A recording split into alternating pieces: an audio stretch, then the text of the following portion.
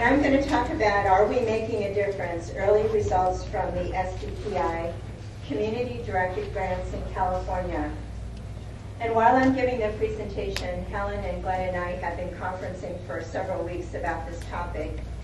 And we've been working on the SDPI grants furiously, as you know. And we have 3 objectives. I want to give you an overview of what happened this last fiscal year. We're now in fiscal year 2012 with our grantees, and the Cycle 1 grantees are actually going to be writing their fiscal year 2013 very, very soon. We want to encourage collaboration with each other to spread successful approaches to improving diabetes care. And we want to help you develop strong processes to overcome the challenges, and we all have challenges and barriers to creating those successful diabetes care management environments. And I want to start with someone who was in the news this past year. I just completed a few weeks ago the biography by Walter Isaacson of Steve Jobs. Has anybody read that? Man, yeah, Dr. Salas read it. I mean, what an incredible person. What a piece of work. I don't know what you know about Steve Jobs. Of course, he was a genius. He was incredibly innovative.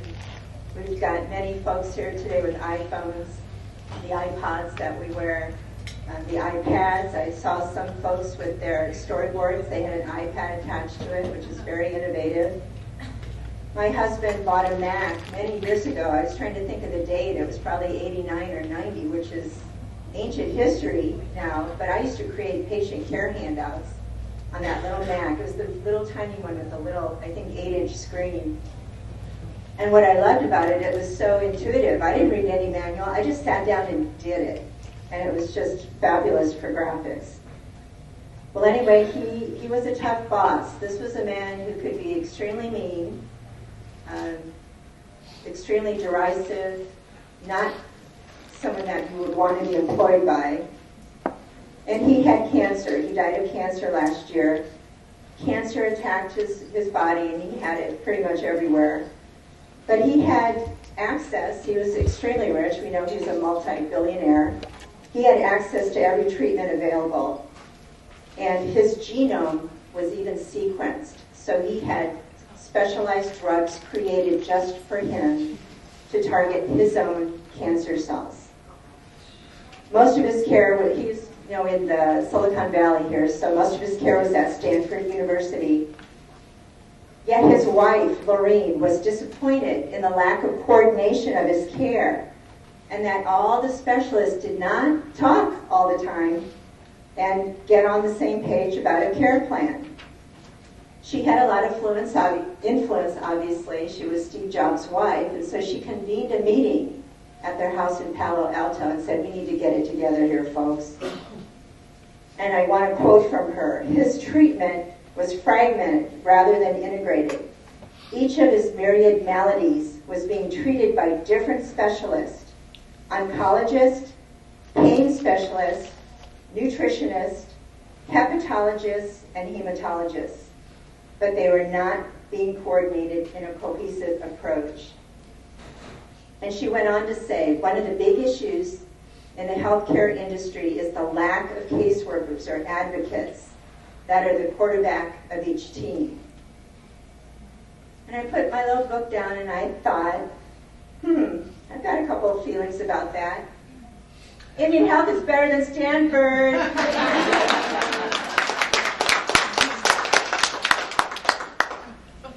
We focus on patient-centered care, medical home, integration of services between clinic and community programs, hospitals in those areas that have IHS hospitals.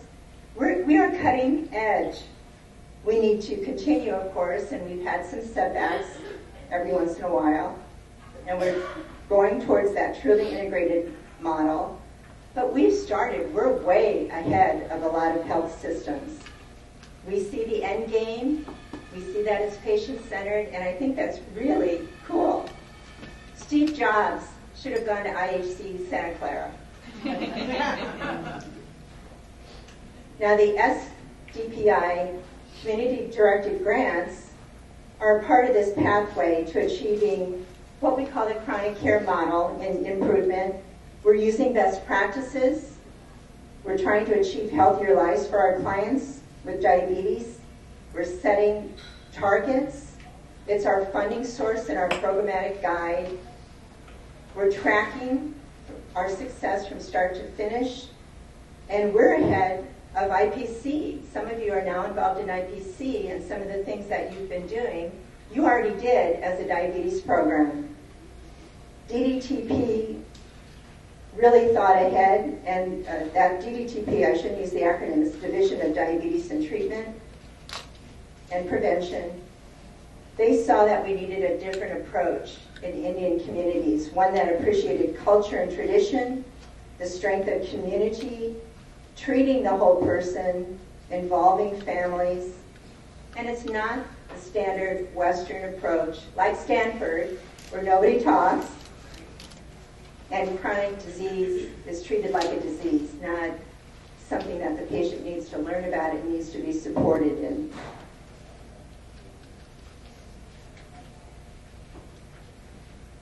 We had for fiscal year 2012 a number of best practices. 35 grantees submitted grants, and these are the distribution of the topics for best practices for fiscal year 2012.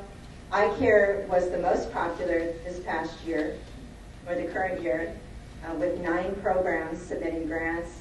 Case management for diabetes, 7 programs. CVD and chronic kidney disease and oral health all at 4 or 5. And then we had a smattering of clinics with either, each of these topics had 1 or 2 clinics with grants, depression, adult weight management, systems of care, which was very popular last year but went down a little bit this year, foot care. 2 programs submitted extra best practices that were something they designed, so they are called other activities. We had nutrition, community advocacy, diabetes self-management education, and youth pregnant patients. So we don't have a lot of breastfeeding support programs. We do have a few, but no one did breastfeeding support. We have DPP grants, so no one did a separate diabetes prevention SDPU Community-Directed Grant. Pharmaceutical care, one of our programs did that best practice last year and did an excellent job. That's a pretty hairy one. Physical activity, it's kind of interesting that no one did that best practice for fiscal year 2012. It's a little bit more difficult to measure. I think folks would look at some of those required key measures and thought, not this time around. And school health we didn't pick either. Now, just to recap, what's a best practice? The best practices are extensive, and Glenna and I talked to Dr. Bullock last night about how extensive they are. They're almost overwhelming at times to some of our programs, but there's a wealth of information there. Definitely purpose and target, goals. Key recommendations are something that Glenna and I are promoting. You may not do all the key recommendations your first year on the best practice, but if you are fully implementing it, you would be doing all. Each has required key measures and gives you tips on outlining your program and implementing key recommendations, and lots of resources. And this is just an example of depression screening, the key recommendations, divided into 2 topics for your patients and for the healthcare system. And these are things that are obvious, but sometimes we do forget about developing a comprehensive program and making sure that we're incorporating all these recommendations. And then depression screening only has 2 required key measures. One, that diabetes patients are screened for depression if they don't already have a diagnosis. And then there's a separate key measure for treatment of depression and whether it occurred within the past 12 months. Now, just a sidelight to how we are ahead of other areas of our clinics. Dr. Springer is retiring. He's our chief medical officer in California, and he's a psychiatrist, so he's very interested in depression screening and depression care. And last year, our GIFR numbers for California were not where they needed to be. Actually, it was the year before, because we met everything last year. The year before, we did not meet the California target for depression screening. And he was very concerned. And we got on a conference call, and he said, what can we do? And I said, let's look at the diabetes audit, because our diabetes audit percentage for patients screened was about 20% higher than the GIFR number. So I said, let's talk, have your GIFR folks at the clinics talk to the diabetes program folks, and they will learn what needs to be done to get the depression screening done. We're doing it. We can show you how. So that just shows you how we are ahead. There were some changes looking from fiscal year 2012 grants to fiscal year 2012, and basically folks calmed down a little bit. Some of you got really excited in fiscal year 2010 and 11, and you picked 2, 3, 4. I think we had one clinic choose 5 best practices, which was overreaching. I'm not going to say probably, it was overreaching. We were just really excited, and that was really nice, but that can set you up for a crash and burn. We're paying more attention to measurement. We didn't always think about how we were going to get this data. And I'll give you a couple examples later. We focused a little bit more on required key measures. And we looked at what staff we had on hand. Just to give you an example there, we had some folks do a nutrition best practice, but they didn't have an RD. And they didn't have anyone who had expert knowledge in nutrition. They were going to hire someone. So by the time you hire someone, we know how hiring practices are in our programs, the grant was over, so they were really frustrated with that year of work. And then we learned that change and improvement is slow. Sometimes it takes a lot more than a year to implement a best practice. So we have encouraged many of you to just continue in fiscal year 2013 with what you were doing in 2012 and just improve further. We also talked about targets quite a bit. What's your target? Some of you wrote objectives without targets, and Glenn and I jumped on you like a flea on a dog, because if you aim at nothing, you'll hit it every time. That's been a little bit of a problem with the earlier, the program narrative template, the Part 1 template, that has audit items that you wish to improve because it doesn't allow for targets. So sometimes we go back to that section, and certainly when you write your report, you have to go back to that section, and it will ask, did you improve? And if you didn't have a target, many times people did not improve. So we went about this process of pulling the data, and it was a little bit tricky, I have to say. You know what the templates look like. And I got that template. Here's an example of the Systems of Care template. And we have the required key measure. This one is percent of patients at goal for A1C less than 7. Then you have baseline data as of a certain date. Then you have your most recent data. And that seems pretty straightforward. Sometimes we had folks putting in raw numbers, like 100 out of 150 reached their target A1C, but they would just put 100, so it looked like 100%. It wasn't clear to me what they were doing. Sometimes people put dates that were unclear. Maybe it was the 2011 diabetes audit, and we reported, for example, this year we're reporting in May and June, but it really ended in December. So it wasn't clear to me when the data really ended. So it got to be a little bit tricky, but we pulled out data, we were able to get it.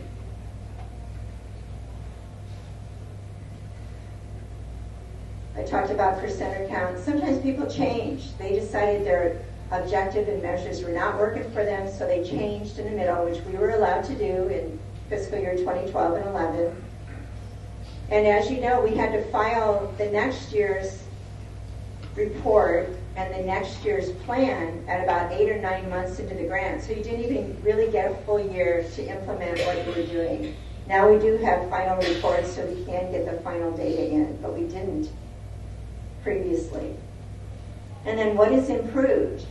Sometimes I could look at the targets and say, okay, we're going to increase the percent of patients at A1C less than 7 from 40 to 50%. So the target was 50%, but they ended up at 45%. In my book, that's still an improvement.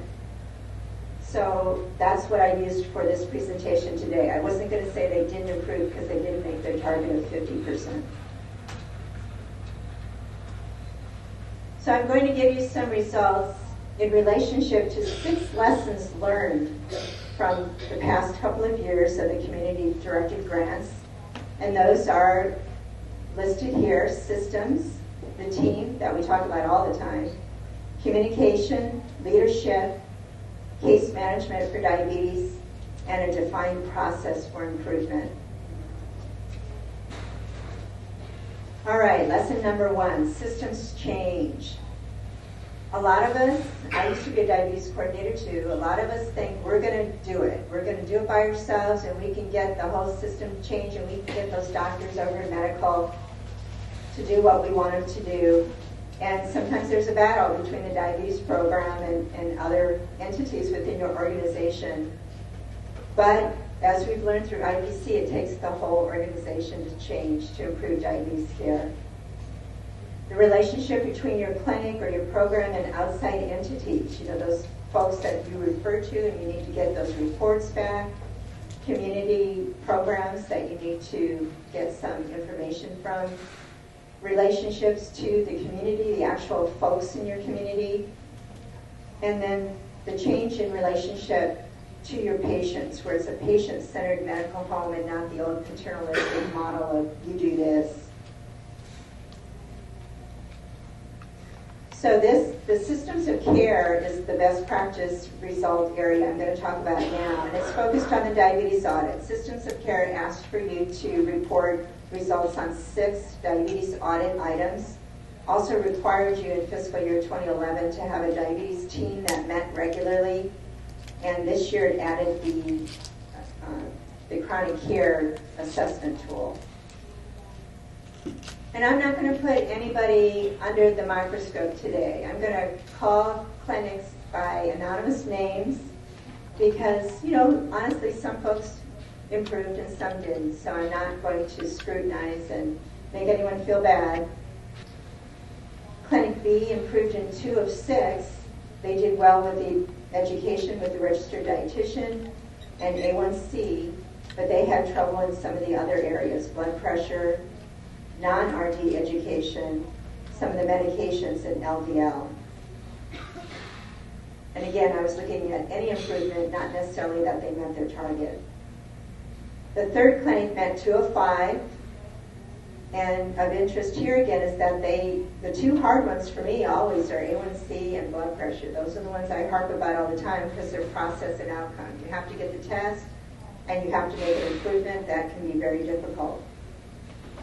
The 4th clinic met 2 of 6. So roughly, you've got most clinics making 2, and then we had the 1 clinic that was able to do all 5. And they won an award, so I guess that won't be a mystery of who it is. Here's an example. I don't know if you can see it very clearly, but this is a clinic who, the templates are kind of hard to follow at times. It's a lot of paper, and it's hard to pull out and use in meetings. So what they did was they took measures. I just pulled 3 off of their table: A1C, eye exams, and dental, where their baseline, and we used 2009 diabetes audit data for baseline, what they wanted to improve, how much, what they had on the interim report, where they were at the end of the grant year 1, and where this was their target, Their target for year 1 is 50. For A1C less than 7, they actually ended up at 30. The goal was not met. They need to continue, but it was only 9 months of data. And then they reset their target for year 2 of 50. So this was one way for them to be able to track their measures over time so that when they got into their diabetes care meetings, they could pull that out and everybody could see what was going on. We've got another example from IPC. This is from the same clinic, and it gives us a little bit more information. How many of you have ever seen a run chart? Yeah, I know some of the IPC folks have. This is a run chart, and a run chart is a complicated name. Can you hear me in the back? Okay. Dawn's never heard of it? A run chart gives you a little bit more information than just the raw data. And this is A1C for this particular clinic. And on the left side, we have A1C that met target. So 0 to 50%, 50% was their target. But on the right, we have an additional piece of data. We have the number of patients in their cohort. And they were looking at a cohort of active diabetes patients. So for A1C, and this is the year of the diabetes audit. They use their diabetes audit data. They started for A1C at, let's see, this was 30, oh dear, didn't write the number down. This was 37%. They remained at 37% after year 1. They had a fall down to about 28% in the 3rd year. And then they came back up, and they were at, this is 2012 diabetes audit data. They just filed it, their audit is in, and they're at 40%. And you think, okay, what happened here? Well, what happened here is shown by the number of patients in their cohort. They started at 44 patients. They went to 66. That's a huge increase for a small clinic with a very small program.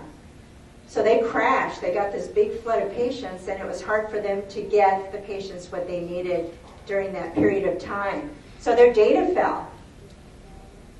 They even increased to 74, and now they're at 80 patients. But they got their systems together, and you can see how the A1C bounced back up. So this gives me more information than that, if you're looking at improvement.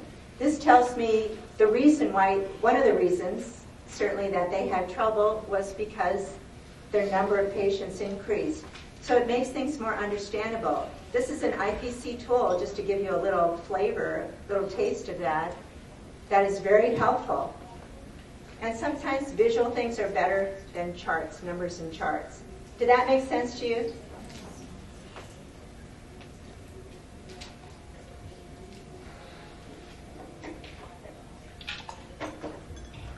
Okay, that was the run chart. So in the systems of care best practice, actually 2 of those 4 clinics were in our IPC. Another was using improvement methods. We have some programs in California that are doing improvement techniques that are not formally involved in IPC, but they're still on that path. The systems of care was hard for everyone because you have to look at processes for 6 measures rather than a best practice such as eye care, where you're just looking at eye exams. And then the whole issue of improve versus met the target we talked about a little bit. Improvement is anything for me that's above your baseline, even if your target is a little loftier than, and you thought you could meet it. And I have a little asterisk there to remind me to have someone pipe in and give their input. And I asked ahead of time for Kendall Shumway, the podiatrist and the diabetes program manager at Riverside. I'll bring back this microphone so that you can talk a little bit about systems of care and what it took in your system. What was the turnaround point? They won the award for Most Improved Audit in 2011. And I think it's important, it's important to hear from the programs to find out a few tidbits about what they did. Thank you, Monica, I guess. I know every program, every location has their individual challenges. I wanted to ask, how many programs are located in medical? Like where your offices or where you're usually at? How many programs are in medical? Okay. So I'm saying the rest of them aren't. That's kind of how we are. A few years ago, there wasn't room at the main clinic site, and so our offices moved off-site. And one of the things that we found is that our patients are coming in, but we weren't there when they were coming. And the clinics, several years ago, I think, they kind of looked at diabetes like that's the diabetes program area. And in fact, most of the time, we would come once a month to each of our clinics, and our approach was it's a one-stop shop, and we're going to have our whole diabetes team there when we're there, and we're going to try to get as many patients there as possible. And they kind of were like, oh, great, here's the diabetes program, or here they're going to kind of get in our way today. And anyway, that did work really well. And plus, we're just there at each of our main sites. We have, say, 7 clinics. We were only there once a month. So as we looked at that, one day a month, 14 appointment slots times 12 months, and that was very. I mean, we have like 1,300 patients within our registry, and over 700 are active. So that's only like one, a clinic appointment a year to reach all of our patients. So we knew we weren't getting where we needed to be. We went and talked with our medical director, Dr. Cokes in the back. And I tell you, to really get and help and integrate into the clinic, you need support. And that is something that was great in our case. We had a clinical director that was supportive and wanted to work with us. So what we ended up doing is creating D-Day, or Diabetes Day. And so we identified a case manager or care manager at each clinic that wasn't a member of the diabetes program. They're usually an MA. And also at most of the sites, we have a provider there that wasn't necessarily part of the diabetes program either. And they became part of that D-Day team. And our diabetes program, we furnish monthly audits for each site. So every month we have what their numbers look like. And we can, they have huddles, and they meet together, and they look at what patients they want to get back in. That care manager at that site is calling the patients and getting them in. Dr. Koch got it approved to have scrubs ordered for the diabetes program and the medical team. So I don't know if Marcia, who's up here, last night she was in her fatigues. So it's a D-Day, it's a kind of a military thing. And even something as simple as that, where we all wore the same outfit on that day, really helped bring people together as a team. So it wasn't just the diabetes program over here doing their thing and medical. And so that really helped combine our efforts. Now, on that weekly D-Day, we're doing very well. And we still have a lot of improvement to work on. I told our team that if we get most improved next year again, then I'll be happy, because we have a ways to go. But we're seeing some excellent results from working together as a system.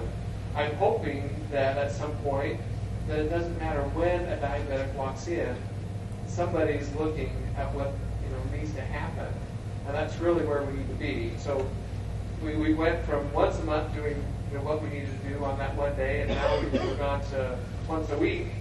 But we need to be every day where there's a case or a care manager that's in the clinic and there that's helping make sure all those. And we ask our diabetics to do a lot. We look at all the screenings and labs, and we ask them to do a lot. And so there needs to be somebody there that's on their team and can help bring them in and help them get all those things done. So that's kind of, I guess, been part of our process of working together in a system. Thanks, Dr. Helen. Riverside San Bernardino is our largest clinic in the California area. Their active diabetes population, their diabetes register, is it 700 now? Yeah, over 700, so that's a lot of folks. Is Rick Fry here, by the way? Okay. He's working on a grant, so I think that's where he is. So I won't be able to bug him later. Now I want to talk about our second lesson, the multidisciplinary team, and we're going to get results for the cardiovascular disease. That best practice has a very long name, and I just call it CDD best practice, and adult weight management. And we had 5 programs who did a CVD best practice. You were required to look at blood pressures at goal, the less than 130/80, and also document cardiovascular or hypertension education. Often clinics added their own measures and targets for LDL cholesterol and triglycerides, and tobacco as well. And so I put all the programs on the left there, A, B, C, D, E, and 3 improved, 1 quite dramatically, and the change in percent is on the far right. The third clinic, Clinic C, went from 19 to 37% for blood pressure at controlled levels, which was an increase of 18%. Fourth clinic maintained, and that's not a bad result. Remember that when you're doing your best practice for the next year, you actually have to maintain levels in the patients you already have at that level, in addition to making an improvement. So it's not like you're always just adding on easily. You still have to maintain. And the fifth clinic, E, had some difficulty that year, and they decreased 8 percentage points. As far as cardiovascular disease measure results for LDL, clinics had trouble. It wasn't clear to me from the template. I would need to call the clinic specifically to find out what happened, but the 3 that I had data for dropped. But in terms of hemoglobin A1C less than 7, we had 2 clinics that improved. One 35 to 39% of the cohort, and the other one 43 to 45%.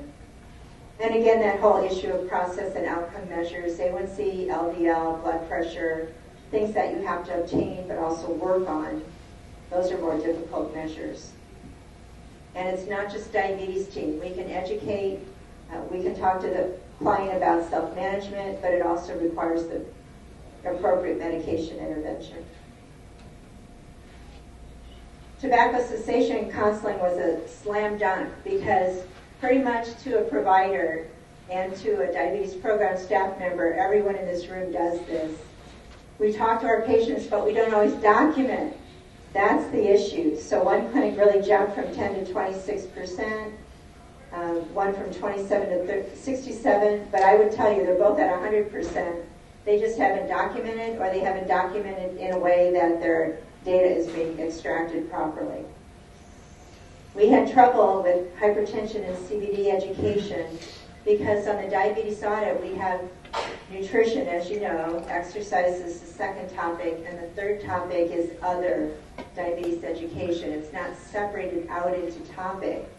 So folks initially thought that they could just pull from their audit data, but other could be anything. It could be foot care, eye care, literature, etc., not necessarily hypertension or CVD. So some of our clinics, 2, drew a blank because they didn't think about how to measure it.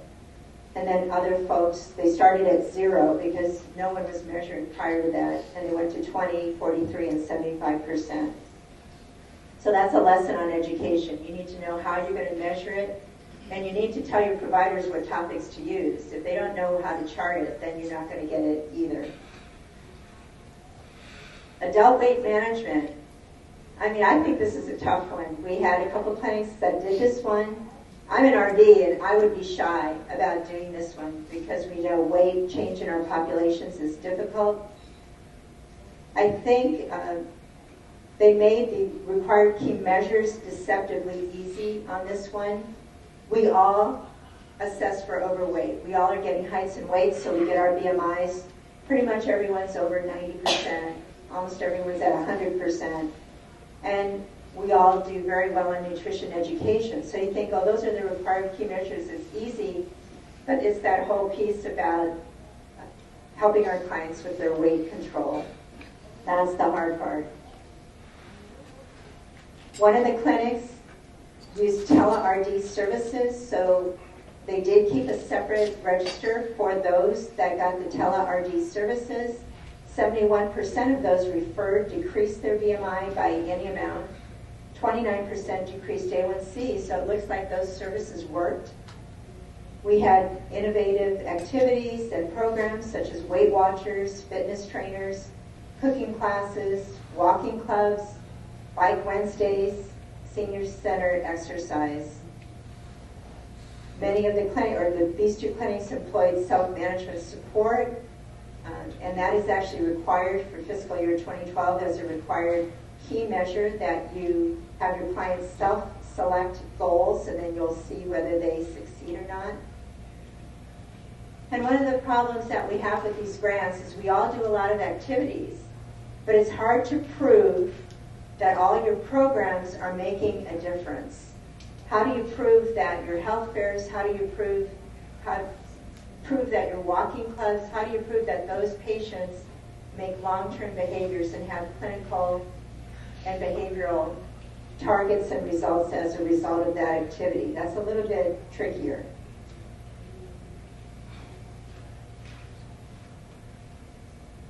Okay, and Rick's not here, so I'm going to bother him later if he wants to. The third lesson we learned was communication, both within the community and within the organization. And the best practice I'm going to feature here for results is community advocacy. And I have to say, because I'm going to ask her to speak, it's Vicki Shively up at Northern Valley who pioneered and moved that program forward up at Northern Valley Indian Health. Her required key measures were community diabetes advocacy group formation and getting some health-related policies changed in the community. And on the face of it, those are few words, but this is very, very difficult work, as you know. They were able to increase their advocacy group from an already large size of 20 to 22 members. They met regularly, and they did institute 2 health policies in their community. She also had a target, because she's in outreach of community contacts. She set a target of 2,000, and there were over 2,700 contacts. So at this juncture, Vicki, are you here? Way in the back. Okay, I'll come back to you. I just wanted to have Vicki talk just for a few minutes about how she was able to initially engage her community, because this is really such an important thing. And one of my favorite phrases in all of this grant data extraction was from Northern Valley, and it said, you remember that section on the template? There are a couple sections where you talk about why things worked or didn't work. They had a sentence in there that said, we asked the community what they thought about our program, and we incorporated their input into our next year's plan. That was gold. That is everything. And that's why I wanted her to say a few words. I thought everybody did that. Not so? Wow. Community advocacy. I'm not sure what you want me to talk about. How did you make that initial contact with the communities? Okay. We've been doing a lot of advocacy work in our communities. Just as a public health nurse, people come to you with concerns, and probably one of the first ones was I got a phone call from the school nurse about head lice. And, the policy was ridiculous. Kids were being excluded from school for nits, and all of the research says that just shouldn't happen. And so we actually created a community advisory group, and we educated the families and the school nurses and the school board members, and they told me it would be a cold day, and you know what, before that policy would get changed. But it did, and kids are in school. And I can remember one of the community members sitting and watching me when I was showing her the American Academy of Pediatrics comments about head lice excluding kids from school for nits, and American Academy of Pediatrics, Stanford, Harvard School of Public Health, the National School Nurses Association actually shared that literature and those policies with them, the recommendations. I can remember one of the aunties said, "You're going to beat them at their own game, aren't you?" And when the policy got changed, it was huge, and people realized, oh, well, we can actually make an impact.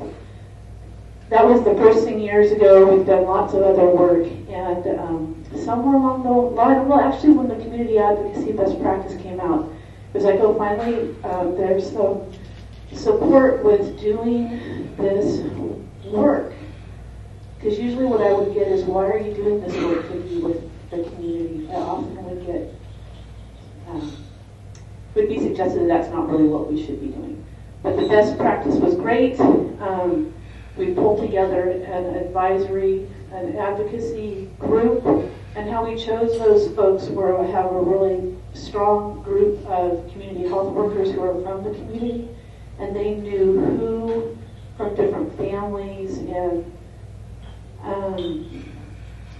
we have 2 tribes that we work with who had the most influence in our community, so both elders, young adults, teenagers, and we invited them to be part of the Action Council, and a big piece is we also provide a stipend for the folks who participate. Is that what you were asking about? That's wonderful. Yeah, so, okay. Yes. Who in the community asked you, why are you working with that group? Who asked that question? Who asked which question? Why you were working with that group? Well, I think it's why you're doing that kind of work. I think what you're asking, sometimes our PHNs are pulled to home health. I mean, this has happened, right? And yeah, they think it's wound care. Your administration might think it's wound care. They don't always see the idea of advocacy and meeting with community groups without some kind of a nursing visit. Okay, they don't quite get it. Is that what you're asking? Yeah. Sometimes you have to justify your existence in the clinics. Yeah, thank you, Giotta.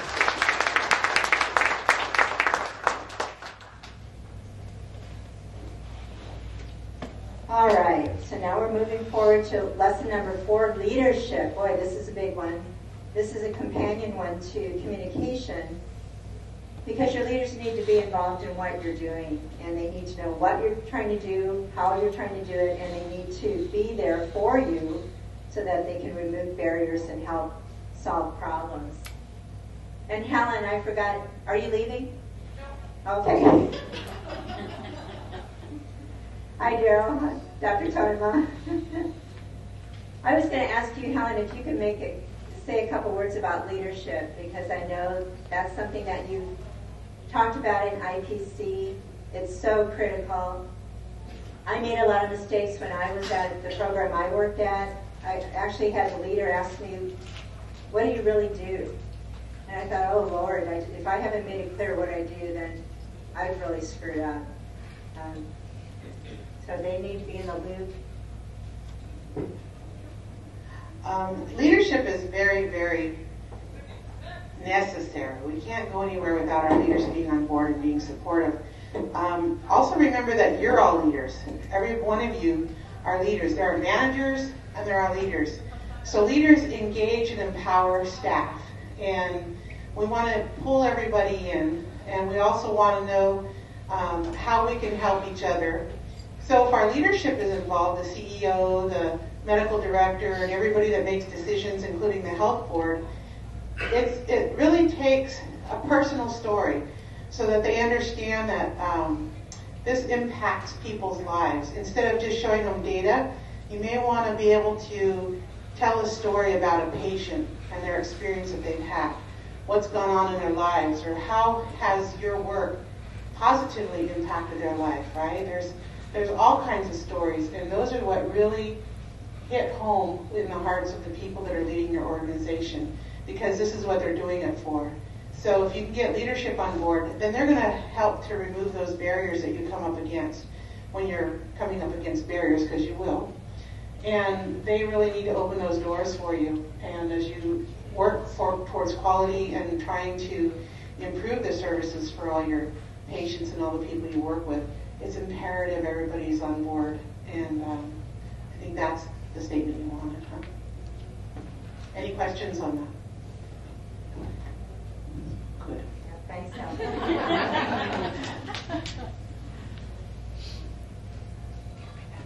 Lesson number 5, case management. This is a biggie. We had 8 programs who did case management in fiscal year 2011. And the required key measures last year were that you had to have the multidisciplinary team and improvement in 2 or 3 clinical goals for clients who were in the case management program that you designed. This year it's clinical and actually it's behavioral, and the team is off of there. They want the number of case managed patients this year. So I made a little table of the programs on the left and the number of clients that they had, because all of them reported on the number of folks in their case managed programs. And so you look down the list and you think, well, how come some have 100 and some have only 8 or 10? And the reason is case management, as you know, has different levels. And the program at the top, we're doing basic case management. They had a team of folks who did a lot of phone follow-up. They did appointment reminders, also got folks in for other activities, other education opportunities. So they case managed pretty much their whole diabetes active cohort. And they basically maintained from the baseline to the end, 100 to 95. The second clinic targeted high risk. And this was one of the lessons learned in the case management best practice. They met as a group, and medical providers said, well, you need to look at some of these folks that are A1C 10 and above. And then we've got a few folks with some psychosocial issues. Let's put them in there. And of course, they talked to several people, and 10 agreed to participate. They were extremely high risk. And they had many challenges in their life, and being case managed was not necessarily their priority. So they maintained that group of 10, and it was a really tough year for them. We had another group that went from 22 to 21, basically kept the same group. They also did advanced intervention and had the self-management support model, and also client-defined goals were listed in their grant. It was very nicely written. One group went from 27 to 37 folks, another group in the 30s, one doubled from 15 to 37, and a couple of the smaller programs had 8 and 16 clients in case management. Now remember, these are folks that you're asking to be in a case management program. You have to explain to them that you're asking them, do you want to participate? Do you want to come in a little bit more often? Are you interested in improving your health? What are some things that you would like to pursue? If they're not interested, folks aren't interested. But if they are, then you can get them into a special group.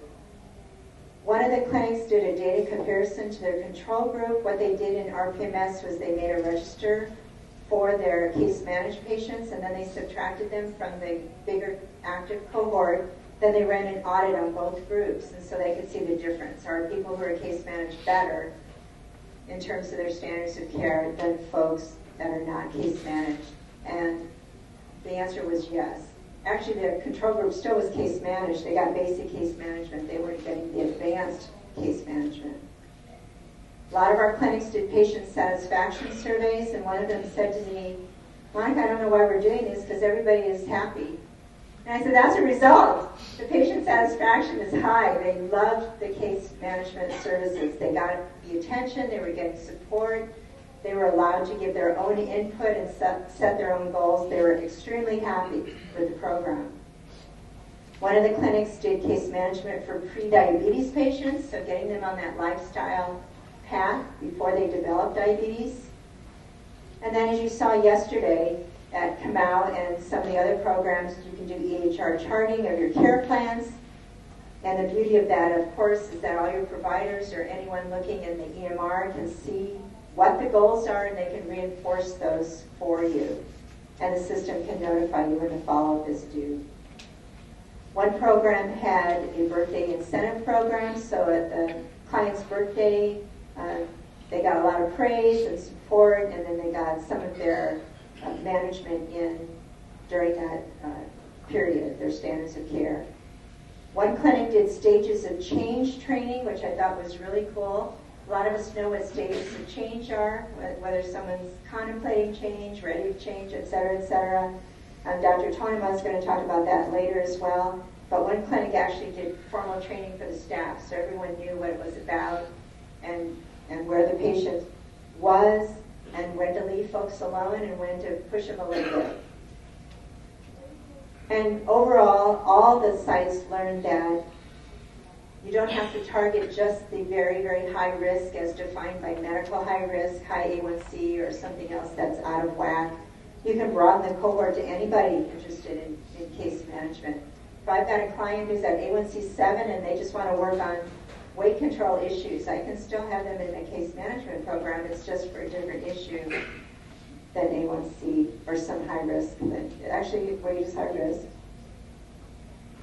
You're going to remember, most of you, I hope, that in November we had a CAN-DO conference call on our case management assessment tool that we developed, and I put it on our poster storyboard in the back. And it has several areas, 10 areas for case management components, and it's a self-assessment to see where you are. It's based on that assessment of chronic care tool that's out of IPC. And that's part of we have a grant at area office, and we're systems of care, and this is part of our grant that we're going to be doing the assessment on some of our programs, but you can also do a self-assessment. So if you don't remember what that is, email us and we'll get you on board again. Lesson number 6, what is your process for improvement? And I'm going to put the results for the remaining best practices into this section, because everything requires a process. Every best practice requires an improvement plan. Diabetes self-management, we had 2 programs that chose this best practice, one that was already accredited and one that was applying for accreditation. The required key measures were the number of patients who completed the diabetes education program, and then changes in clinical and other measures chosen were the accreditation and number of referrals to the program. One program improved from 16 to 24 clients that went through the entire series, or at least part of the series of classes, and this is a big commitment, as you know, on a patient's part. In those that were in the program, A1C improved in 62% of them. And a barrier on this particular best practice was you had to develop all these systems for tracking. You know, who was involved in the education program, who came to a class, who didn't come to a class, who was called for follow-up, how many referrals did you get from medical? That is computerized, but what's the follow-up for that referral? Were they enrolled in the program within 6 months? What were their goals? Did they meet their goals? A lot of paper tracking or Excel spreadsheet tracking. Here are some additional best practices. The number of programs is just 1 for each of these. In the pharmaceutical care best practice, this was a very interesting one because you work with the pharmacy department to do med reconciliations on patients. So they did med reconciliation on 30% of their active patients, and this is a large clinic, so that was quite a feat. They also looked at patients on 8 or more meds, and we know diabetes is a disease of polypharmacy. Very complicated. It's hard to take that many meds.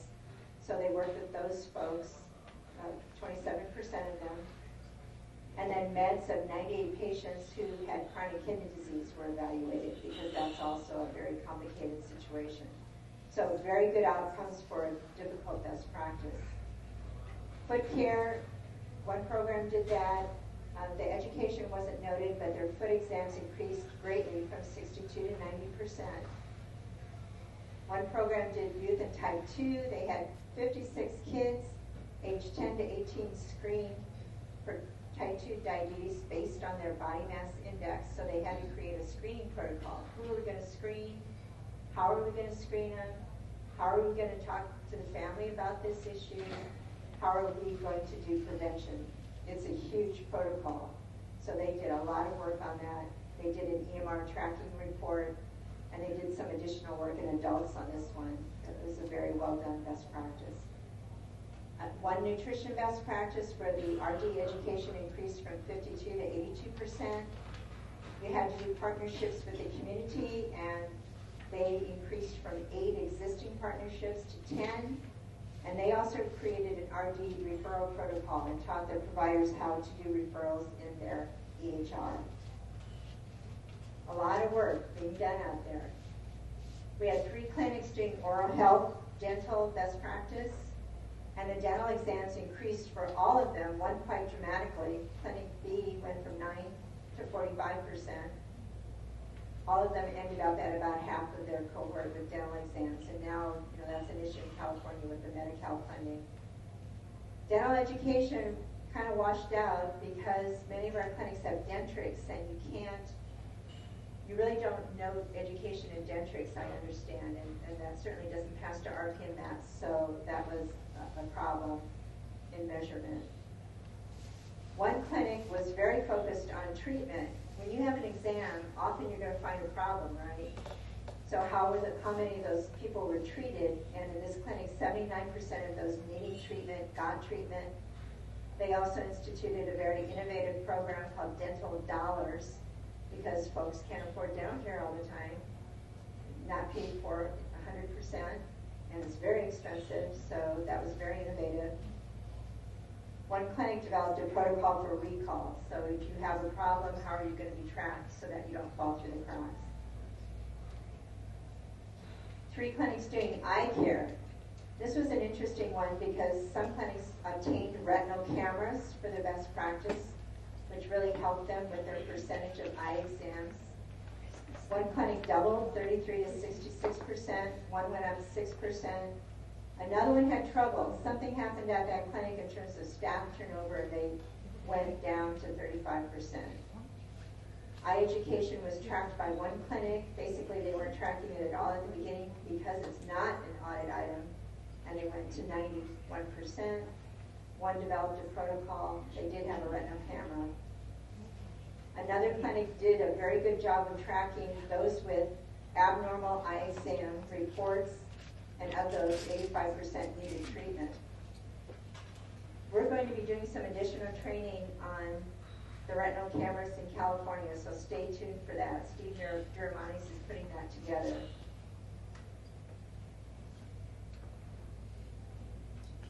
Okay, so this one I was talking about process for improvement, and I didn't have a slide for it, but those of you in IPC, and I've heard other of you have used process charting, looking at, for example, eye referrals. What are the exact steps that we need to take to get an eye referral and to get the results back? And I can't tell you how many times that we've gone out to clinics and sat down talking about GIBRA and audit, and folks learn things during the meeting about what other people do. For example, eye exams, well, when Dr. So-and-so does a referral, who does it go out to? Who are the providers in the community? Sometimes you don't know who all the providers are. All the ophthalmologists or optometrists. Who follows up? How do you make sure that patient went? And if they went, when did they go? And how do you get that report back? Some folks don't know whose job that is. And we have people pointing at each other sometimes. You do that? You do that? It's an eye-opener. So process chart is a way of just looking at every single step it takes to get something done. Another method is to look at it in terms of time. This is a sample grant timeline, and it has across the top just your 1 year period, however you want to set it up. I have a timeline for some of our grantees where they list the various activities they're going to do on a monthly basis. This one does it a little bit differently, and it has a post-it note for every process that needs to occur just to get things set up, what you need to do at baseline. These are all sticky notes with information. So you can get a piece of butcher paper and do it this way, and then you can create a table in Microsoft Word or Excel if you want to track it.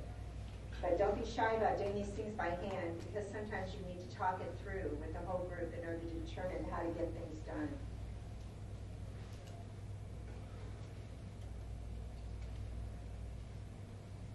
We have the systems of care best practice, and thanks to your work, because we don't see patients, you do, and it's your work that is aggregated into the cumulative California area diabetes audit. We met 5 of 6 of the audit items that we targeted, We didn't hit A1C, unfortunately, but we got blood pressure, which was incredible, eye exams, education, and depression screening. So thank you all for your work there. And remember what our vision is for our patients. My vision when I saw the patients was not that they had an A1C at a certain number, wasn't that their LDL was a certain number, it was their quality of life. Can you get up tomorrow and feel good and feel like you can get the task done today that you want to do? You can play with your grandkids, you can take walks, you can enjoy your life, have a positive mental outlook, feel good about yourself, be with your family, and not worry about your diabetes. That was my goal for them. And that's what I told the clients that I saw. And I think when we approach it that way, people understand where you're coming from. It's not numbers, it's their quality of life, and they're happy to learn ways that they can improve their daily lives. Remember also, we're better than Stanford. And thank you for all your hard work, your innovation, your caring for the clients. We really appreciate it. And we're going to talk this afternoon a little bit more about behavioral change and motivational interviewing and some other tools, care plans. But I'm going to leave the SDPI results at that. Let me know if you have any questions about SDPI results.